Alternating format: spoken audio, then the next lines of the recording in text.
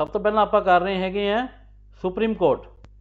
ठीक है जी, supreme court बारे सारू पता ही है ना, ये अपने देश के जी न्याय प्रणाली हैगी है, ਉਹਦੀ ਜਿਹੜੀ ਮੇਨ ब्रांच जी सब तो वड्डी न्याय प्रणाली जिथे ਆਪਾਂ न्याय मिलता वो की है सुप्रीम कोर्ट। ठीक है, आप ये बारे पढ़ते हैं तो फंक्शन की है तो किवें है। ਜਿਹੜਾ सुप्रीम कोर्ट है ये भाग की हैगा 5, भाग 5 वेखो अपना कि आप पढ़िया सी केंद्र का संघ आर्टिकल कि डील करता उन्होंने 124 तो 147। ये आर्टिकल ज़्यादा इंपोर्टेंट नहीं है, भाग कला वेख लो, ये स्टेटमेंट ही ज़्यादा इंपोर्टेंट है सुप्रीम कोर्ट दियाँ। भाग 5 है, आर्टिकल 124 तो 147 है। वेखो तुहानूं पेपर च आ सकता है, हिस्टरी का क्वेश्चन वैसे आउंदा हुंदा कई बारी। रैगूलेटिंग एक्ट आया सी 1773 ਦੇ ਵਿੱਚ। 1773 ਜਦੋਂ ਰੈਗੂਲੇਟਿੰग ਐਕਟ ਬਣਿਆ ਹੈਗਾ, ਅੰਗਰੇਜ਼ਾਂ ਨੇ ਬਣਾਇਆ ਸੀਗਾ। ਕਲਕੱਤਾ ਵਿਖੇ ਪਹਿਲੀ ਸੁਪਰੀਮ ਕੋਰਟ ਦੀ ਸਥਾਪਨਾ ਕੀਤੀ ਗਈ ਸੀ। ਆਪਣੇ ਦੇਸ਼ ਵਿੱਚ ਸਭ ਤੋਂ ਪਹਿਲਾਂ ਜਿਹੜੀ ਸੁਪਰੀਮ ਕੋਰਟ ਜਿਹੜੀ ਕਿੱਥੇ ਬਣੀ ਸੀਗੀ, ਕਲਕੱਤਾ ਵਿਖੇ। ਠੀਕ ਹੈ, ਇਹ ਠੀਕ ਹੈ, ਪਰੰਤੂ ਇਸ ਵਿੱਚ ਕੇਵਲ ਦੇਖੋ ਜਿਹੜੀ ਕਲਕੱਤਾ ਵਿਖੇ ਬਣੀ ਸੀਗੀ ਉਦੋਂ ਕੀ ਹੋਇਆ ਸੀ ਨਾ, 1764 ਦੇ ਵਿੱਚ ਬਕਸਰ ਦੀ ਲੜਾਈ ਹੋਈ ਸੀ। ਤੁਹਾਨੂੰ ਯਾਦ ਹੋਣਾ, ਤੁਸੀਂ ਹਿਸਟਰੀ 'ਚ ਪੜ੍ਹਿਆ ਹੋਣਾ ਵੀ ਬਕਸਰ ਦੀ ਲੜਾਈ ਹੋਈ ਸੀਗੀ। ਅੰਗਰੇਜ਼ਾਂ ਨੂੰ ਕੀ ਹੋਇਆ ਸੀਗਾ, ਬੰਗਾਲ, ਬਿਹਾਰ ਤੇ ਉੜੀਸਾ ਦੀ ਕੀ ਮਿਲ ਗਈ ਸੀਗੀ, ਦੀਵਾਨੀ ਅਧਿਕਾਰ। ਜਦੋਂ ਬਕਸਰ ਦੀ ਲੜਾਈ ਹੋਈ 1764 'ਚ, ਪਹਿਲਾਂ 1757 ਪਲਾਸੀ ਲੜਾਈ ਹੋਈ ਸੀ, ਫਿਰ 1764 'ਚ ਕਿਹਦੀ ਲੜਾਈ ਹੋਈ, ਬਕਸਰ ਦੀ। ਤਾਂ ਅੰਗਰੇਜ਼ਾਂ ਨੂੰ ਕੀ ਹੋਇਆ, ਬੰਗਾਲ, ਬਿਹਾਰ ਤੇ ਉੜੀਸਾ ਦੇ ਕਿਹੜੇ ਅਧਿਕਾਰ ਮਿਲ ਗਏ ਸੀ, ਦੀਵਾਨੀ। ਦੀਵਾਨੀ ਦਾ ਮੀਨਿੰਗ ਹੁੰਦਾ ਪੈਸੇ ਨਾਲ ਲੈਣ ਦੇਣ ਦੇ, ਵੀ ਪੈਸੇ ਨਾਲ ਜਿਹੜਾ ਹੈਗਾ ਕੋਈ ਵੀ ਲੈਣ ਦੇਣ ਦਾ ਜਿਹੜਾ ਕੰਮ ਹੈਗਾ ਅੰਗਰੇਜ਼ਾਂ ਦੇ ਕੰਟਰੋਲ 'ਚ ਆ ਗਿਆ ਸੀ। ਕਹਿਣ ਦਾ ਮੀਨਿੰਗ ਹੈ ਬੰਗਾਲ, ਬਿਹਾਰ ਤੇ ਉੜੀਸਾ ਤੇ ਜਿਹੜਾ ਰਾਜ ਹੈਗਾ ਅੰਗਰੇਜ਼ਾਂ ਦਾ ਸ਼ੁਰੂ ਹੋ ਗਿਆ ਸੀਗਾ। ਠੀਕ ਹੈ, ਫਿਰ ਉਹਨਾਂ ਨੇ ਉਹਨੂੰ ਐਡਮਿਨਿਸਟ੍ਰੇਸ਼ਨ ਸਹੀ ਤਰੀਕੇ ਨਾਲ ਚਲਾਉਣ ਲਈ ਉਹ 1773 ਵਿੱਚ ਕੀ ਲੈ ਕੇ ਆਏ ਸੀ, ਇੱਕ ਰੈਗੂਲੇਟਿੰਗ ਐਕਟ। ਕੀ ਲੈ ਕੇ ਆਏ ਸੀ, ਰੈਗੂਲੇਟਿੰਗ ਐਕਟ। ਜਿਵੇਂ ਆਪਣਾ ਸੰਵਿਧਾਨ ਹੈ ਉਵੇਂ ਉਹ ਪਹਿਲਾ ਐਕਟ ਲੈ ਕੇ ਆਏ ਸੀਗੇ, ਰੈਗੂਲੇਟਿੰਗ ਐਕਟ 1773। ਉਹਦੇ ਤਹਿਤ ਕਲਕੱਤਾ ਵਿਖੇ ਪਹਿਲੀ ਸੁਪਰੀਮ ਕੋਰਟ ਦੀ ਸਥਾਪਨਾ ਕੀਤੀ ਗਈ ਸੀ। ਠੀਕ ਹੈ ਜੀ, ਇਸ ਤੋਂ ਬਾਅਦ ਕੀ ਹੋਇਆ, ਜਿਹੜਾ ਭਾਰਤ ਅਧਿਨਿਯਮ ਆਇਆ, ਉਹ ਇੱਕ ਐਕਟ ਆਇਆ ਸੀ 1935 ਦੇ ਵਿੱਚ। 1935 ਆਪਾਂ ਪਹਿਲਾਂ ਕੀਤਾ ਸੀ ਭਾਰਤ ਅਧਿਨਿਯਮ। ਜਿਹੜਾ ਆਪਣਾ ਸੰਵਿਧਾਨ ਹੈ ਉਹਦਾ ਸਭ ਤੋਂ ਵੱਧ ਹਿੱਸਾ ਕਿੱਥੋਂ ਲਿਆ ਗਿਆ, ਭਾਰਤ ਅਧਿਨਿਯਮ 1935। ਅਧਿਨਿਯਮ ਮੀਨਿੰਗ ਐਕਟ, ਇਹ ਵੀ ਇੱਕ ਐਕਟ ਆਇਆ ਸੀ, ਅੰਗਰੇਜ਼ ਲੈ ਕੇ ਆਏ ਸੀ 1935 'ਚ। ਉਹਦੇ ਅਧੀਨ 1937 ਵਿੱਚ ਸੰਘੀ ਅਦਾਲਤ ਦੀ ਸਥਾਪਨਾ ਕੀਤੀ ਗਈ।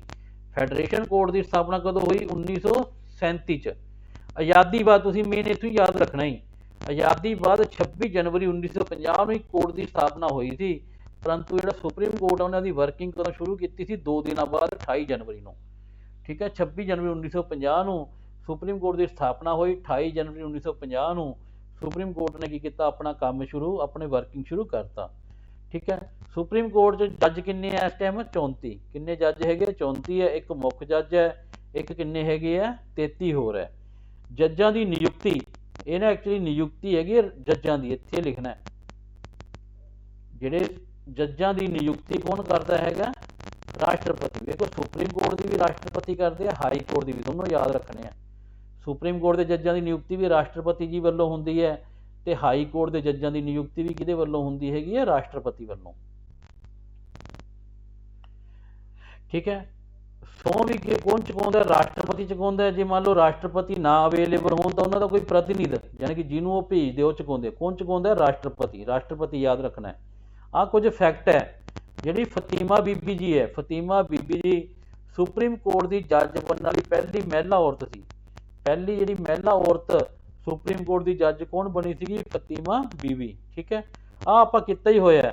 ਐਮ ਹਿਦਾਇਤੁੱਲਾ ਕਈ ਵਾਰੀ ਕਰ ਲਿਆ। ਐਮ ਹਿਦਾਇਤੁੱਲਾ ਇਕਲੌਤੇ ਇਹੋ ਜਿਹੇ ਜੱਜ ਹੋਏ ਆ ਸੁਪਰੀਮ ਕੋਰਟ ਦੇ ਜਿਨ੍ਹਾਂ ਨੇ ਬਤੌਰ ਆਪਣੇ ਕਾਰਜਕਾਲ ਦੌਰਾਨ ਕਿਹਦਾ ਕੰਮ ਕੀਤਾ, ਰਾਸ਼ਟਰਪਤੀ ਦਾ। ਕਿਹਦਾ ਕੰਮ ਕੀਤਾ, ਰਾਸ਼ਟਰਪਤੀ ਦਾ। ਆਪਾਂ ਕੀਤਾ ਸੀ ਨਾ, ਮੰਨ ਲਓ ਰਾਸ਼ਟਰਪਤੀ ਦੀ ਪੋਸਟ ਕੁਦਰਤੀ ਵਿਹਲੀ ਹੋ ਜੇ ਕਿਸੇ ਕਾਰਨ ਕਰਕੇ, ਰਿਜ਼ਾਈਨ ਦੇ ਦੇਣ ਜਾਂ ਅਚਾਨਕ ਡੈਥ ਹੋ ਜੇ, ਤਾਂ ਰਾਸ਼ਟਰਪਤੀ ਜਗ੍ਹਾ ਤੇ ਕੌਣ ਕੰਮ ਸਾਂਭਦਾ, ਉਹਨਾਂ ਦਾ ਉਪ ਰਾਸ਼ਟਰਪਤੀ। ਕੌਣ ਕੰਮ ਸਾਂਭਦਾ, ਉਪ ਰਾਸ਼ਟਰਪਤੀ। ਮੰਨ ਲਓ ਉਪ ਰਾਸ਼ਟਰਪਤੀ ਵੀ ਨਾ ਹੋਵੇ, ਉਪ ਰਾਸ਼ਟਰਪਤੀ ਦੀ ਅਸਾਮੀ ਵੀ ਖਾਲੀ ਹੋਵੇ, ਫਿਰ ਕੌਣ ਸਾਂਭਦੇ ਹੈਗੇ ਆ, ਸੁਪਰੀਮ ਕੋਰਟ ਦੇ ਮੁੱਖ ਜੱਜ। ਤਾਂ ਕੌਣ ਸਾਂਭਦਾ ਹੈਗਾ, ਸੁਪਰੀਮ ਕੋਰਟ ਦਾ ਚੀਫ ਜਸਟਿਸ। ਜੇ ਮੰਨ ਲਓ ਚੀਫ ਜਸਟਿਸ ਵੀ ਨਾ ਹੋਵੇ ਤਾਂ ਸੀਨੀਅਰ ਮੋਸਟ ਜੱਜ ਆਫ ਸੁਪਰੀਮ ਕੋਰਟ। ਤਾਂ ਜਿਹੜੇ ਸੁਪਰੀਮ ਕੋਰਟ ਦੇ ਸੀਨੀਅਰ ਜੱਜ ਕੀ ਹੈ, ਰਾਸ਼ਟਰਪਤੀ ਦਾ ਕੰਮ ਦੇਖਦੇ ਆ। ਤੇ ਐਮ ਹਿਦਾਇਤੁੱਲਾ ਇਕਲੌਤੇ ਜਿਹੇ ਜੱਜ ਹੋਏ ਆ, ਠੀਕ ਹੈ, ਜਿਨ੍ਹਾਂ ਨੇ 1969 ਵਿੱਚ ਕੀ ਕੀਤਾ, ਸੁਪਰੀਮ ਕੋਰਟ ਦੇ ਰਾਸ਼ਟਰਪਤੀ ਦੇ ਤੌਰ ਤੇ ਕੰਮ ਕੀਤਾ। ਅੱਗੇ ਜੀ, ਵੇਖੋ ਸੁਪਰੀਮ ਕੋਰਟ ਦਾ ਜੱਜ ਬਣਨ ਲਈ ਕੀ ਹੈਗੀ ਐਲੀਜੀਬਿਲਟੀ, ਭਾਰਤ ਦਾ ਨਾਗਰਿਕ ਹੋਵੇ, ਸਾਰਿਆਂ 'ਚ ਹੀ ਹੈ। ਮੇ ਉਹ ਹਾਈ ਕੋਰਟ ਦੇ ਵਿੱਚ 5 ਸਾਲ ਜੱਜ ਰਿਹਾ ਹੋਵੇ, ਜਾਂ ਤਾਂ ਹਾਈ ਕੋਰਟ 'ਚ 5 ਸਾਲ ਜੱਜ ਰਿਹਾ ਹੋਵੇ, ਜਾਂ 10 ਸਾਲ ਕੀ ਰਿਹਾ ਹੋਵੇ, ਵਕੀਲ ਰਿਹਾ ਹੋਵੇ, ਜਾਂ ਰਾਸ਼ਟਰਪਤੀ ਦੇ ਨਿਗਾਹ ਦੇ ਵਿੱਚ ਕਾਨੂੰਨ ਦਾ ਵਿਦਵਾਨ ਹੋਵੇ, ਜਾਂ ਕੀ ਹੋਵੇ ਉਹ ਕਾਨੂੰਨ ਦਾ ਕੀ ਹੋਵੇ, ਪੂਰਾ ਵਿਦਵਾਨ ਹੋਵੇ। ਰਾਸ਼ਟਰਪਤੀ ਜਾਂ ਮੰਨਣਾ ਹੋਵੇ ਕਿ ਉਹ ਕਾਨੂੰਨ ਦਾ ਕੀ ਹੈ, ਪੂਰਾ ਵਿਦਵਾਨ ਹੈ। ਠੀਕ ਹੈ। ਨੋਟ, ਸੰਵਿਧਾਨ ਦੇ ਵਿੱਚ ਸੁਪਰੀਮ ਕੋਰਟ ਦਾ ਜੱਜ ਬਣਨ ਲਈ ਘੱਟੋ ਘੱਟ ਉਮਰ ਬਾਰੇ ਨਹੀਂ ਲਿਖਿਆ। ਘੱਟੋ ਘੱਟ ਲੋੜੀਂਦੀ ਉਮਰ ਬਾਰੇ ਸੰਵਿਧਾਨ ਦੇ ਵਿੱਚ, ਕੰਸਟੀਟਿਊਸ਼ਨ 'ਚ ਆਪਣੇ ਘੱਟੋ ਘੱਟ ਕਿੰਨੀ ਉਮਰ ਹੈਗੀ ਹੈ ਉਹਦੇ ਬਾਰੇ ਕੋਈ ਵੀ ਯਾਨੀ ਕਿ ਵੇਰਵਾ ਨਹੀਂ ਮਿਲਦਾ ਆਪਾਂ ਨੂੰ। ਟੈਨਵਰ ਕਿੰਨਾ ਹੁੰਦਾ ਹੈ ਵੀ ਜਿਹੜੀ ਉਹਦੀ ਉਮਰ ਹੁੰਦੀ ਹੈ ਉਹਨਾਂ ਦੇ 65 ਸਾਲ ਤੱਕ, ਜਿਹੜਾ ਟੈਨਵਰ ਹੈਗਾ ਕਿੰਨੀ ਹੁੰਦੀ ਹੈ, ਜਿੰਨੀ ਜਦੋਂ 65 ਸਾਲ ਹੋ ਗਈ ਉਮਰ ਤਾਂ ਉਹਨਾਂ ਦੀ ਕੀ ਹੋ ਜਾਂਦੀ ਹੈ, ਰਿਟਾਇਰ।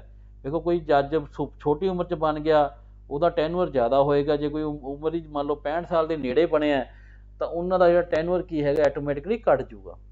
ਠੀਕ ਹੈ।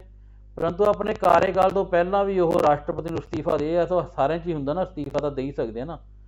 ਅੱਗੇ ਆ ਜਾਓ ਇੰਪੀਚਮੈਂਟ। ਇੰਪੀਚਮੈਂਟ ਆਪਾਂ ਪੜ੍ਹਿਆ ਸੀ ਨਾ, ਰਾਸ਼ਟਰਪਤੀ ਦੇ ਵਿਰੁੱਧ ਵੀ ਕੀ ਲੱਗ ਜਾਂਦੀ ਹੈ, ਇੰਪੀਚਮੈਂਟ ਲੱਗ ਜਾਂਦੀ ਹੈ।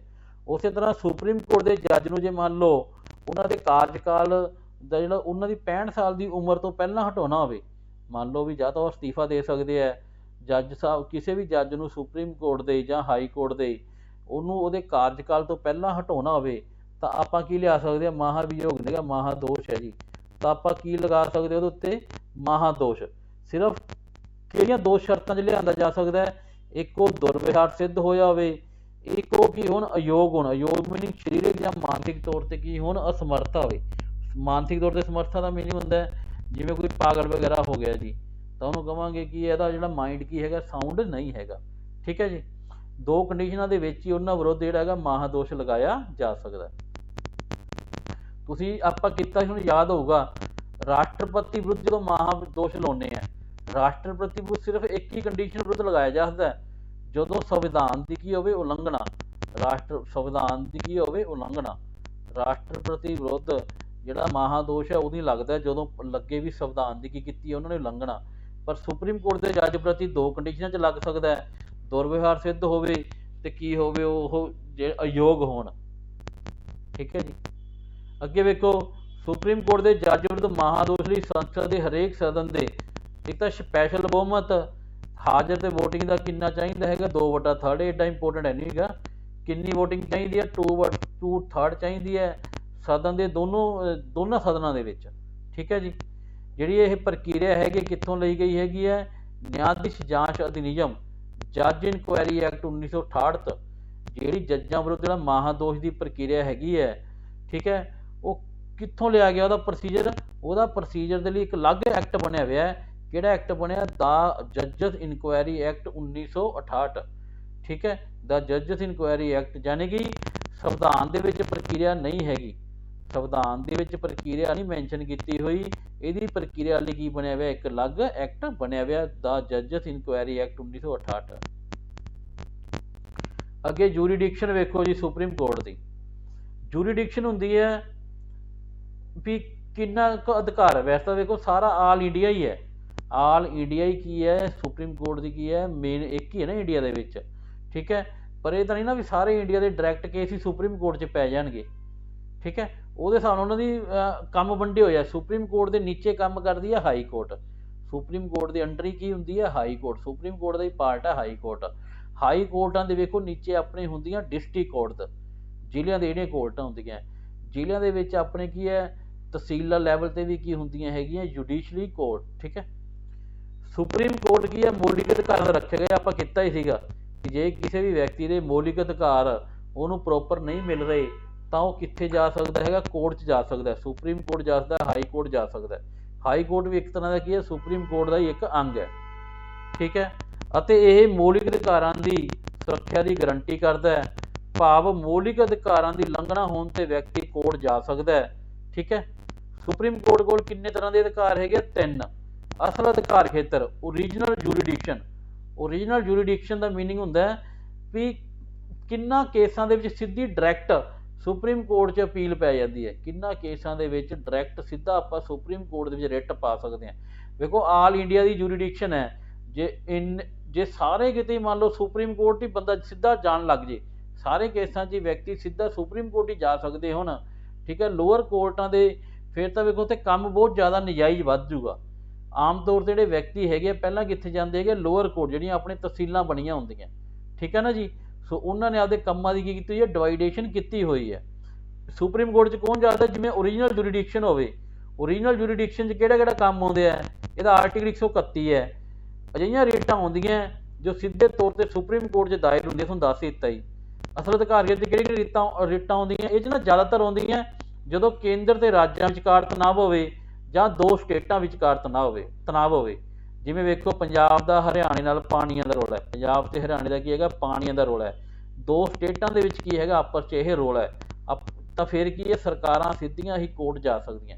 ਮੋਸਟਲੀ ਇਹਦੇ ਵਿੱਚ ਜਦੋਂ ਦੋ ਸਰਕਾਰਾਂ ਦੀ ਆਪਸ 'ਚ ਲੜਾਈ ਹੋਵੇ ਤਾਂ ਉਹ ਜਿਹੜਾ ਹੈਗਾ ਮੈਟਰ ਕਿੱਥੇ ਜਾਂਦਾ, ਸਿੱਧਾ ਸੁਪਰੀਮ ਕੋਰਟ। ਅੱਗੇ ਅਪੀਲੀ ਦਾ ਮੀਨਿੰਗ, ਅਪੀਲੀ ਤੋਂ ਵੈਸੇ ਹੀ ਪਤਾ, ਅਪੀਲੀ ਦਾ ਮੀਨਿੰਗ ਕੀ ਹੈ, ਅਪੀਲ, ਠੀਕ ਹੈ।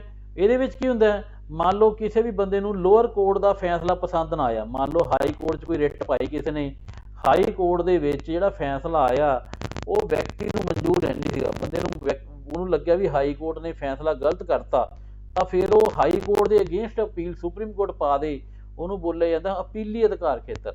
ਇਹਦੇ ਵਿੱਚ ਮਿਲਟਰੀ ਟ੍ਰਿਬਿਊਨਲ ਨੂੰ ਛੱਡ ਕੇ ਇਕੱਲੇ ਮਿਲਟਰੀ ਟ੍ਰਿਬਿਊਨਲ ਦੀ ਜਿਹੜੀ ਹੈਗੀ ਰਿਟਾਂ ਦਾ ਜਿਹੜਾ ਫੈਸਲਾ ਨਹੀਂ ਸੁਪਰੀਮ ਕੋਰਟ 'ਚ ਪੈਂਦਾ, ਠੀਕ ਹੈ। ਮਿਲਟਰੀ ਟ੍ਰਿਬਿਊਨਲ ਨੂੰ ਛੱਡ ਕੇ ਕਿਸੇ ਵੀ ਕੋਰਟ ਦਾ ਜਾਂ ਟ੍ਰਿਬਿਊਨਲ ਦਾ ਜਿਹੜਾ ਫੈਸਲਾ ਵਿਰੁੱਧ ਅਪੀਲ ਕਿੱਥੇ ਪੈ ਜਾਂਦੀ ਹੈਗੀ ਹੈ, ਸੁਪਰੀਮ ਕੋਰਟ, ਉਹਨੂੰ ਬੋਲਿਆ ਜਾਂਦਾ ਅਪੀਲੀ ਅਧਿਕਾਰ ਖੇਤਰ। ਆਹ ਮੇਨ ਹੈ ਜੀ, ਆਹ ਤੁਸੀਂ ਪੜ੍ਹ ਲਿਓ ਜੀ, ਵੈਰੀ ਵੈਰੀ ਇੰਪੋਰਟੈਂਟ, ਇਹ ਵੈਰੀ ਵੈਰੀ ਇੰਪੋਰਟੈਂਟ ਹੈ ਜੀ।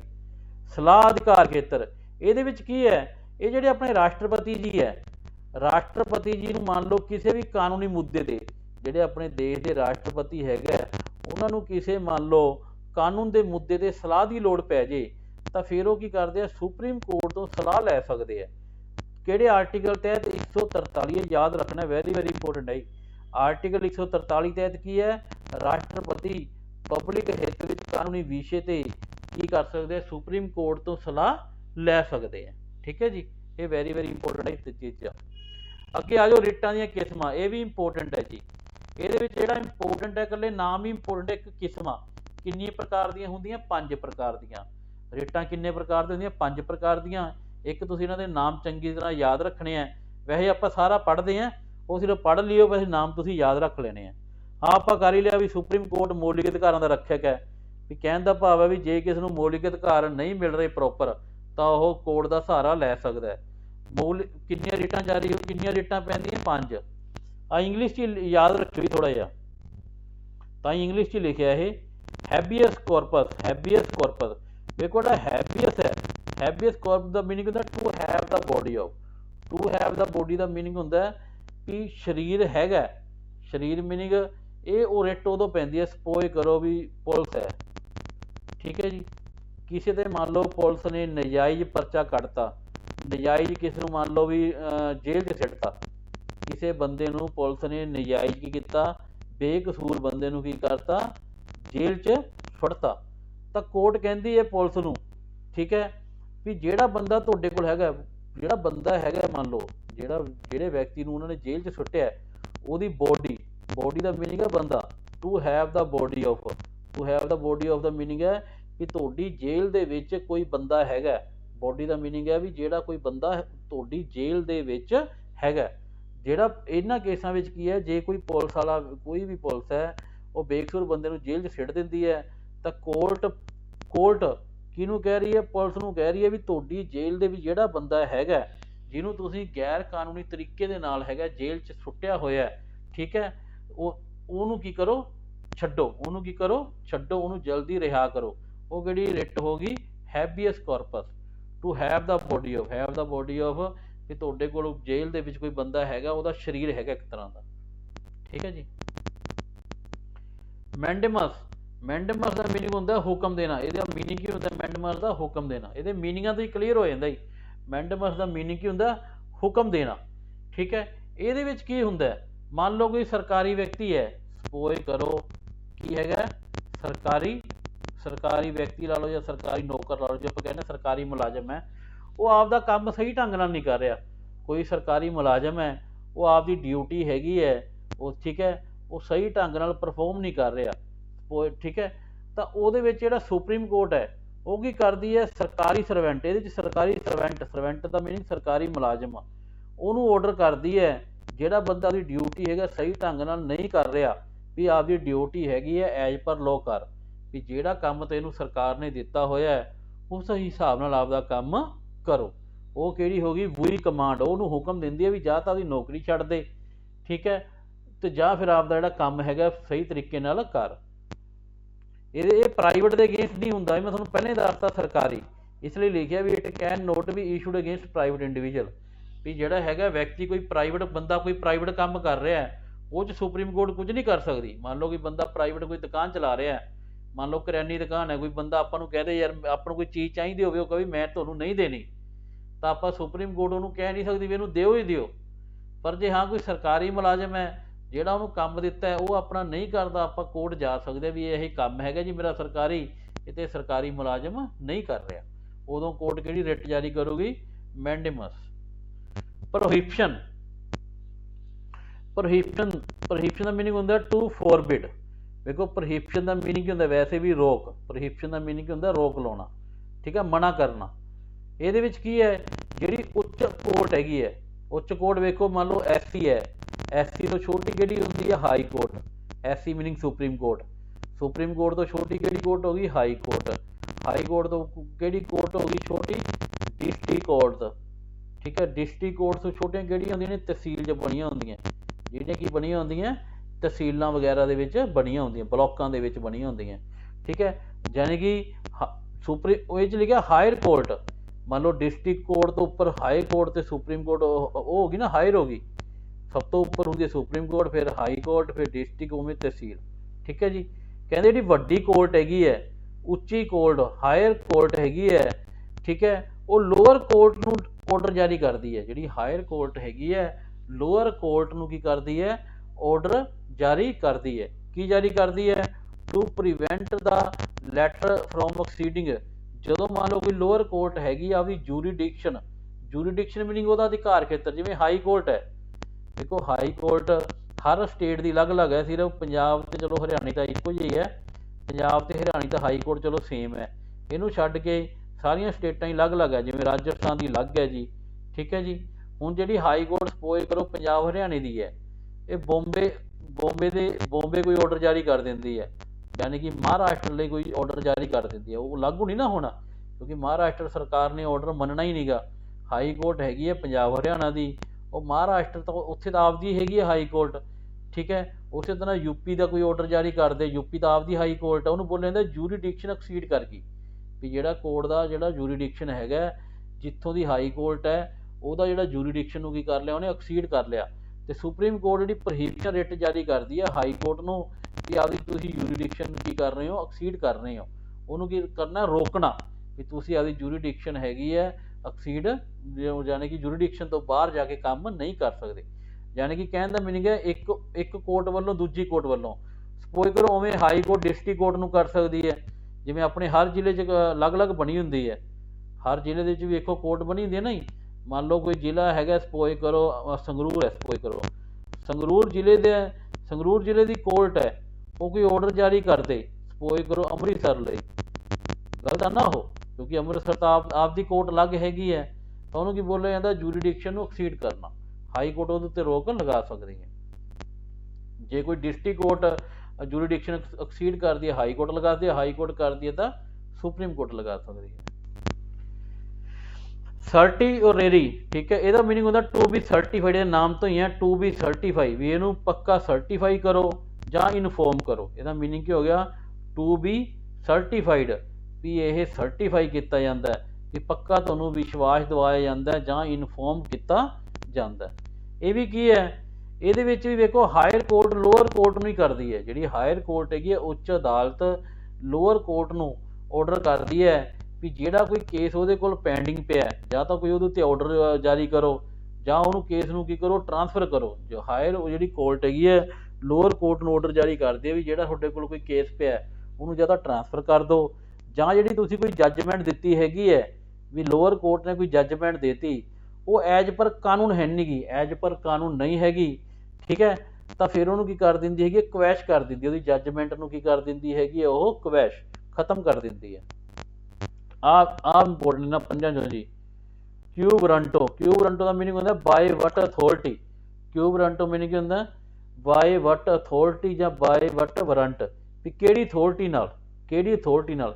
ਇਹਦੇ ਵਿੱਚ ਕੀ ਹੁੰਦਾ ਵੀ ਰਿਟ ਕਾਲਸ ਅਪੋਨ, ਮੰਨ ਲਓ ਕੋਈ ਵਿਅਕਤੀ ਹੈ, ਪਹਿਲੀ ਰਿਟ ਵਰਗੀ ਹੈ ਇਹ, ਕੋਈ ਵਿਅਕਤੀ ਹੈ ਉਹ ਸਰਕਾਰੀ ਦਫ਼ਤਰ ਦੇ ਵਿੱਚ ਬੈਠਾ, ਸਰਕਾਰੀ ਦਫ਼ਤਰ ਦਾ ਉਹ ਕੰਮ ਕਰੀ ਜਾਂਦਾ ਹੈ, ਪਰ ਉਹਦੇ ਕੋਲੋਂ ਕੰਮ ਕਰਨ ਦੀ ਪਾਵਰ ਨਹੀਂ ਹੈਗੀ। ਕੋਈ ਵਿਅਕਤੀ ਹੈ ਇਲੀਗਲ ਤਰੀਕੇ ਦੇ ਨਾਲ ਸਰਕਾਰੀ ਦਫ਼ਤਰ ਦੇ ਵਿੱਚ ਵੀ ਉਹ ਕੋਈ ਪ੍ਰਾਈਵੇਟ ਬੰਦਾ ਮੰਨ ਲਓ ਸਰਕਾਰੀ ਦਫ਼ਤਰ ਦਾ ਕੰਮ ਕਰੀ ਜਾਂਦਾ, ਇਸ ਤਰ੍ਹਾਂ ਲਾ ਲਓ, ਜਾਂ ਕੋਈ ਸਰਕਾਰੀ ਬੰਦਾ ਹੈਗਾ ਉਹ ਲੱਗਿਆ ਕੋਈ ਹੋਰ ਪੋਸਟ 'ਤੇ ਹੈ ਅਤੇ ਕੰਮ ਕਿਸੇ ਹੋਰ ਪੋਸਟ ਦਾ ਕਰੀ ਜਾਂਦਾ, ਠੀਕ ਹੈ, ਲੱਗਿਆ ਕਿਹੜੀ ਅਸਾਮੀ 'ਤੇ ਹੈ ਅਤੇ ਕੰਮ ਕੋਈ ਹੋਰ ਅਸਾਮੀ ਦਾ ਕਰੀ ਜਾਂਦਾ, ਤਾਂ ਫਿਰ ਕੋਰਟ ਉਹਨੂੰ ਪੁੱਛ ਸਕਦੇ ਵੀ ਤੈਨੂੰ ਪਾਵਰ ਕਿਹਨੇ ਦਿੱਤੀ ਹੈ ਵੀ ਆਹ ਆਫਿਸ ਦੇ ਵਿੱਚ ਕੰਮ ਕਰਨ ਦੀ, ਤੇਰੇ ਕੋਲ ਪਾਵਰ ਕੀ ਹੈ ਵੀ ਜਿਹੜਾ ਤੂੰ ਇਸ ਆਫਿਸ ਦੇ ਵਿੱਚ ਕੰਮ ਕਰ ਰਿਹਾ, ਠੀਕ ਹੈ ਜੀ, ਕਿਉਂਕਿ ਉਹ ਉਸ ਕੰਮ ਉਹ ਪੋਸਟ ਆਫਿਸ ਲਈ ਕੀ ਐਲੀਜੀਬਲ ਨਹੀਂ ਹੈਗਾ।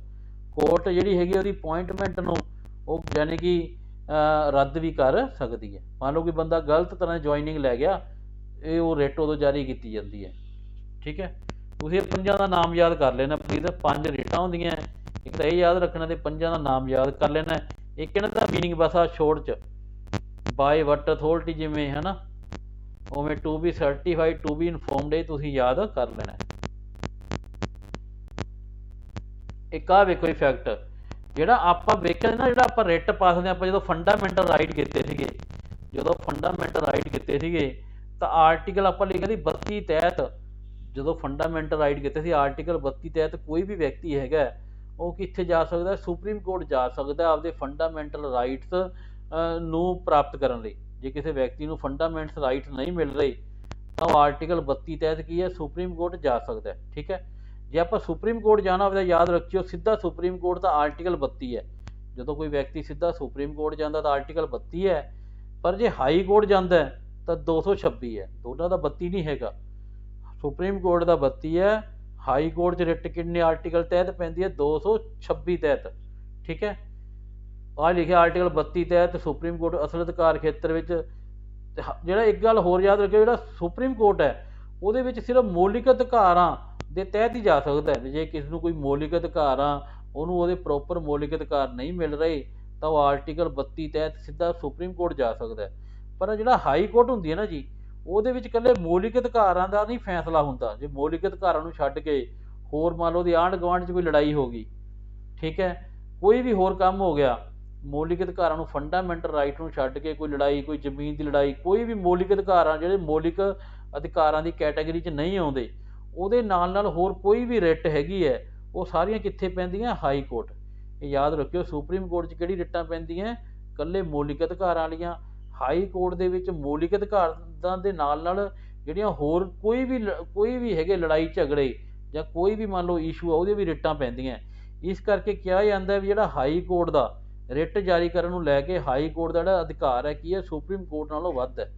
ਜੇ ਤੁਹਾਨੂੰ ਪੁੱਛਿਆ ਜਾਵੇ ਵੀ ਰਿਟਾਂ ਦੇ ਮਾਮਲੇ ਵਿੱਚ ਹਾਈ ਕੋਰਟ ਦਾ ਅਧਿਕਾਰ ਵੱਧ ਹੈ ਕਿ ਸੁਪਰੀਮ ਕੋਰਟ ਦਾ, ਰਿਟਾਂ ਦੇ ਮਾਮਲੇ ਵਿੱਚ ਕਿਹਦਾ ਅਧਿਕਾਰ ਵੱਧ ਹੈਗਾ, ਹਾਈ ਕੋਰਟ ਦਾ।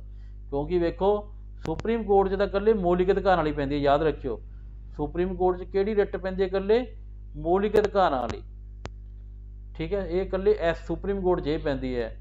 ਹਾਈ ਕੋਰਟ ਦੇ ਵਿੱਚ ਮੌਲਿਕ ਅਧਿਕਾਰਾਂ ਵਾਲੀ ਰਿਟ ਪੈਂਦੀ ਹੈ, ਪਲੱਸ ਹੋਰ ਵੀ ਜੇ ਕੋਈ ਲੜਾਈ ਝਗੜਾ ਕੋਈ ਵੀ ਹੋਰ ਰੀਜਨ ਹੋ ਗਿਆ ਉਹਦੀ ਰਿਟ ਵੀ ਕੀ ਹੈ, ਹਾਈ ਕੋਰਟ 'ਚ ਪੈ ਜਾਂਦੀ ਹੈ। ਇਸ ਕਰਕੇ ਹਾਈ ਕੋਰਟ ਦਾ ਰਿਟ ਦੇ ਮਾਮਲੇ ਜੂਰੀਡਿਕਸ਼ਨ ਕੀ ਹੈਗੀ ਹੈ, ਜ਼ਿਆਦਾ ਹੈ।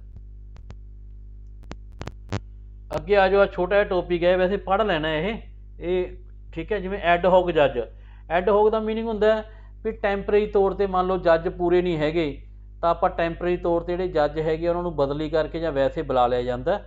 ਦੇਖੋ ਐਡ ਹੋਕ ਜੱਜ ਕਿਹੜੇ ਹੁੰਦੇ ਆ, ਸੁਪਰੀਮ ਕੋਰਟ ਦਾ ਜਿਹੜਾ ਚੀਫ ਜਸਟਿਸ ਜਿਹੜੇ ਆਪਣੇ ਦੇਸ਼ ਦੇ ਮੁੱਖ ਜੱਜ ਹੈ ਉਹ ਕਿਸੇ ਹਾਈ ਕੋਰਟ ਦੇ ਜੱਜ ਨੂੰ ਟੈਂਪਰੇਰੀ, ਵੇਖੋ ਟੈਂਪਰੇਰੀ ਤੌਰ 'ਤੇ ਬੁਲਾਇਆ ਜਾਂਦਾ, ਅਸਥਾਈ।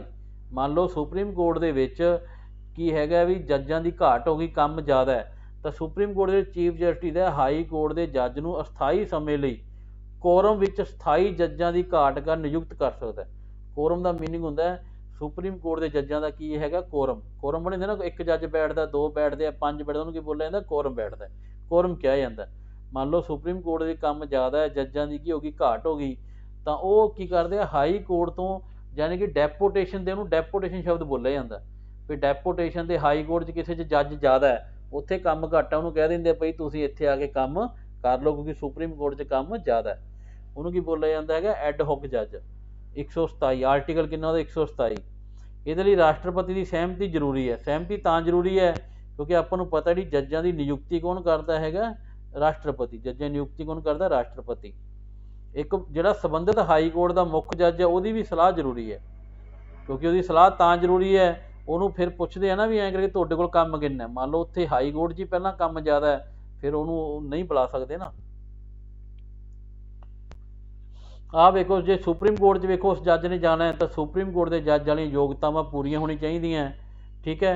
ਅਤੇ ਅਜਿਹੇ ਜੱਜ ਨੂੰ ਕੀ ਹੁੰਦੇ ਆ ਸੁਪਰੀਮ ਕੋਰਟ ਦੇ ਜੱਜ ਵਾਲੀਆਂ ਸਾਰੀਆਂ ਸ਼ਕਤੀਆਂ ਦੀ ਸਹੂਲਤਾਂ ਮਿਲਦੀਆਂ। ਜਦੋਂ ਕੰਮ ਸੁਪਰੀਮ ਕੋਰਟ ਦਾ ਕਰ ਰਹੇ ਹੈ ਤਾਂ ਉਹਨਾਂ ਨੂੰ ਸ਼ਕਤੀਆਂ ਸਹੂਲਤਾਂ ਵੀ ਕਿਹੜੀਆਂ ਮਿਲਦੀਆਂ ਸੁਪਰੀਮ ਕੋਰਟ ਵਾਲੀਆਂ। ਇੱਕ ਹੁੰਦੇ ਆ ਰਿਟਾਇਰਡ ਜੱਜ, ਸੇਵਾ ਮੁਕਤ ਜੱਜ। ਵੇਖੋ ਇਹ ਕੀ ਹੁੰਦੇ ਆ, ਸੁਪਰੀਮ ਕੋਰਟ ਦਾ ਚੀਫ ਜਸਟਿਸ ਸੁਪਰੀਮ ਕੋਰਟ ਦਾ ਜਾਂ ਹਾਈ ਕੋਰਟ ਤੋਂ, ਜੇਕਰ ਕੋਈ ਵਿਅਕਤੀ ਚਾਹੇ ਉਹ ਸੁਪਰੀਮ ਕੋਰਟ ਤੋਂ ਜੱਜ ਰਿਟਾਇਰ ਹੋਇਆ ਜਾਂ ਕੀ ਹੋਇਆ ਹਾਈ ਕੋਰਟ ਤੋਂ ਜੱਜ ਕੀ ਹੋਇਆ ਰਿਟਾਇਰ ਹੋਇਆ, ਤਾਂ ਉਹਨੂੰ ਟੈਂਪਰਰੀ ਸਮੇਂ ਲਈ ਜੱਜ ਨਿਯੁਕਤ ਕਰ ਸਕਦੇ ਆ।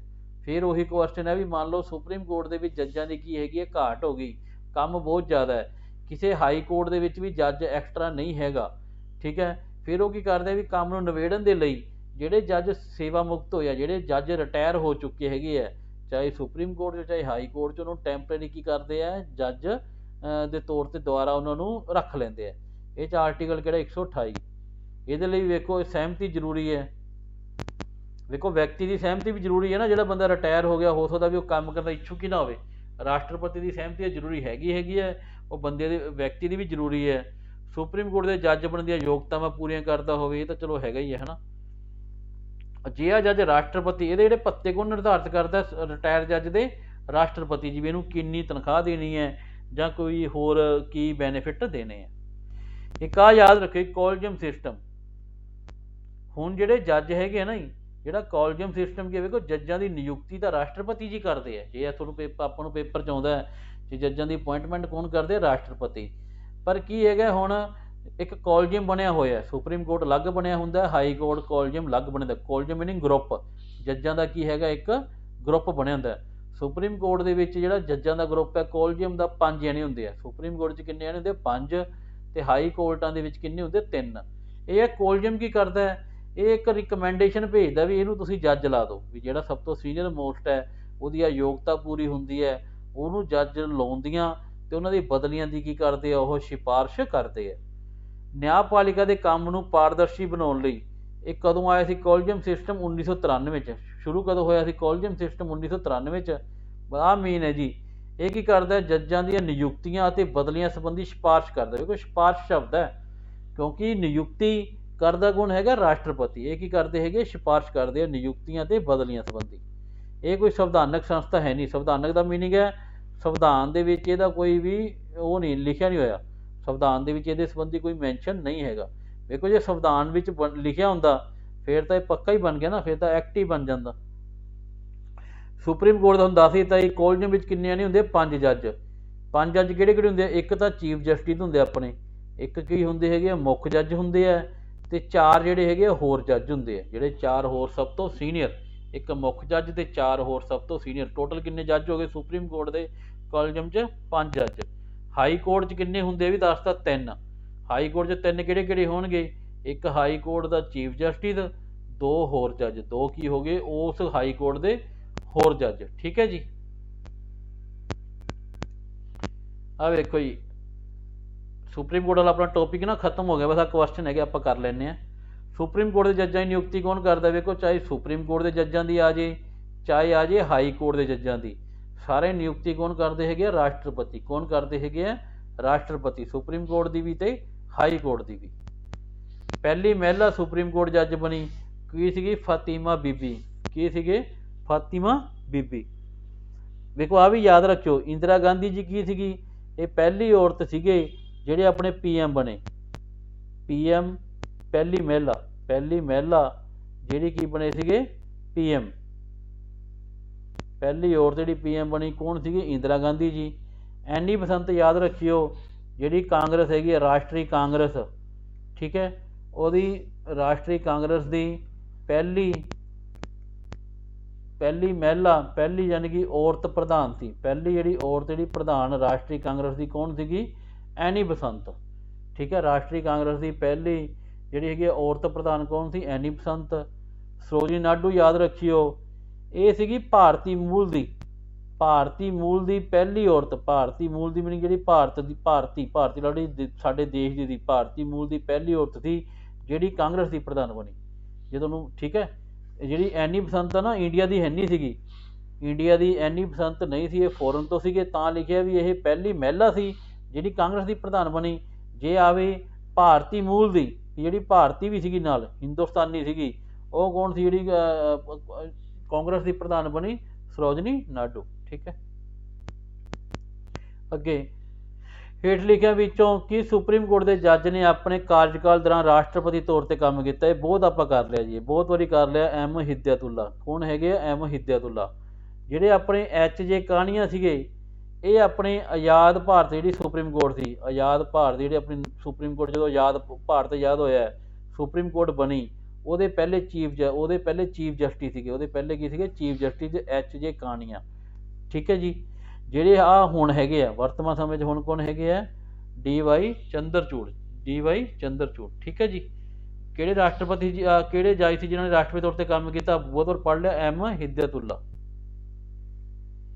ਆ ਵੀ ਕਰ ਲਿਆ ਆਪਾਂ ਬਹੁਤ ਵਾਰੀ। ਦੇਸ਼ ਦੇ ਸੰਵਿਧਾਨ ਅਨੁਸਾਰ ਮੌਲਿਕ ਅਧਿਕਾਰਾਂ ਦਾ ਰੱਖਿਆ ਕੌਣ ਹੈ? ਮੌਲਿਕ ਅਧਿਕਾਰਾਂ ਦੀ ਰਾਖੀ ਕੌਣ ਕਰਦਾ? Supreme court. ਜੇ ਕਿਸੇ ਵਿਅਕਤੀ ਨੂੰ ਮੌਲਿਕ ਅਧਿਕਾਰ ਨਹੀਂ ਮਿਲ ਰਹੇ ਤਾਂ ਕਿੱਥੇ ਜਾ ਸਕਦੇ ਹਾਂ ਆਪਾਂ? Supreme court. ਕਿਸ ਆਰਟੀਕਲ ਤਹਿਤ ਕੋਈ ਵਿਅਕਤੀ ਸਿੱਧੇ ਤੌਰ ਤੇ ਸੁਪਰੀਮ ਕੋਰਟ 'ਚ ਰਿਟ? ਕਿਹੜੇ ਆਰਟੀਕਲ? ਸੁਪਰੀਮ ਕੋਰਟ 'ਚ ਜਾਣ ਲਈ ਕਿਹੜਾ ਆਰਟੀਕਲ ਚਾਹੀਦਾ? 32। ਜੇ ਵਿਅਕਤੀ ਜਾਣਾ ਚਾਹੁੰਦਾ ਸੁਪਰੀਮ ਕੋਰਟ ਤਾਂ 32 ਹੈ। 226 ਆਉਂਦਾ ਹਾਈ ਕੋਰਟ ਦਾ। ਜੇ ਹਾਈ ਕੋਰਟ 'ਚ ਜਾਣਾ ਚਾਹੁੰਦਾ ਤਾਂ ਕਿੰਨਾ ਆਉਂਦਾ? 226 ਆਰਟੀਕਲ। 226 ਆਰਟੀਕਲ ਤਹਿਤ ਬੰਦਾ ਹਾਈ ਕੋਰਟ 'ਚ ਰਿਟ ਪਾ ਸਕਦਾ। 32 ਆਰਟੀਕਲ ਤਹਿਤ ਕਿੱਥੇ ਜਾ ਸਕਦੇ ਆਪਾਂ? Supreme court. 243 ਤੁਹਾਨੂੰ ਯਾਦ ਹੀ ਹੋਣਾ, ਇਹ ਹੈਗਾ ਪੰਚਾਇਤੀ ਰਾਜ, ਆਪਾਂ ਕੀਤਾ ਸੀ ਪੰਚਾਇਤੀ ਰਾਜ ਸਿਸਟਮ ਦਾ। 76 ਵੀ ਆਪਾਂ ਕੱਲ੍ਹ ਕੀਤਾ ਸੀਗਾ ਅਟਾਰਨੀ ਜਨਰਲ। ਕਿਹਦਾ ਸੀਗਾ? Attorney general. ਅਟਾਰਨੀ ਜਨਰਲ ਨੂੰ ਕੌਣ ਡੀਲ ਕਰਦਾ ਹੈ? 76 ਆਰਟੀਕਲ। ਸੰਵਿਧਾਨ ਦੇ ਕਿਸ ਆਰਟੀਕਲ ਤਹਿਤ ਰਾਸ਼ਟਰਪਤੀ ਕਾਨੂੰਨੀ ਵਿਸ਼ਿਆਂ ਦੇ ਸੁਪਰੀਮ ਕੋਰਟ ਤੋਂ ਸਲਾਹ? ਆ ਬੜਾ ਇੰਪੋਰਟੈਂਟ ਕੁਐਸਚਨ ਹੈ। ਕਿਹੜਾ ਆਰਟੀਕਲ ਹੈ ਜਿਹਦੇ ਤਹਿਤ ਜਿਹੜਾ ਰਾਸ਼ਟਰਪਤੀ ਜੀ ਹੈਗੇ ਹੈ ਉਹ ਸੁਪਰੀਮ ਕੋਰਟ ਤੋਂ ਸਲਾਹ ਲੈ ਸਕਦੇ ਆ? ਕਿਹੜਾ ਆਰਟੀਕਲ ਹੈ? 143। ਕਿਹੜਾ ਆਰਟੀਕਲ ਹੈ? 143, ਠੀਕ ਹੈ ਜੀ। ਰਿਟਾਂ ਕਿੰਨੇ ਪ੍ਰਕਾਰ ਦੀਆਂ ਹੁੰਦੀਆਂ? ਕਰ ਹੀ ਲਿਆ 5। ਰਿਟਾਂ ਕਿੰਨੇ ਪ੍ਰਕਾਰ ਦੀਆਂ ਹੁੰਦੀਆਂ ਹੈਗੀਆਂ? 5। ਸੁਪਰੀਮ ਕੋਰਟ ਦੇ ਕਾਲਜ ਵਿੱਚ ਕਿੰਨੇ ਜੱਜ ਸ਼ਾਮਲ ਹੁੰਦੇ ਆ? 5। 5 ਜੱਜ ਕਿਹੜੇ ਕਿਹੜੇ ਹੁੰਦੇ ਆ? ਇੱਕ ਮੁੱਖ ਜੱਜ ਹੁੰਦਾ, ਨਾਲ 4 ਹੋਰ ਜੱਜ ਹੁੰਦੇ ਆ, ਠੀਕ ਹੈ ਜੀ। ਜੇ ਆਵੇ ਹਾਈ ਕੋਰਟ, ਹਾਈ ਕੋਰਟ 'ਚ ਹੁੰਦੇ ਆ 3। ਹਾਈ ਕੋਰਟ 'ਚ ਕਿੰਨੇ ਹੁੰਦੇ ਆ? 3। ਇੱਕ ਮੁੱਖ ਜੱਜ ਹੁੰਦੇ ਆ, 2 ਹੋਰ ਜੱਜ ਹੁੰਦੇ ਸੀਨੀਅਰ ਮੋਸਟ, ਠੀਕ ਹੈ ਜੀ। ਇਹ ਆਪਣਾ ਟੌਪਿਕ ਖਤਮ ਹੋ ਗਿਆ ਜੀ ਸੁਪਰੀਮ ਕੋਰਟ ਵਾਲਾ। ਹੁਣ ਆਪਾਂ ਅੱਗੇ ਕਰਦੇ ਹਾਂ।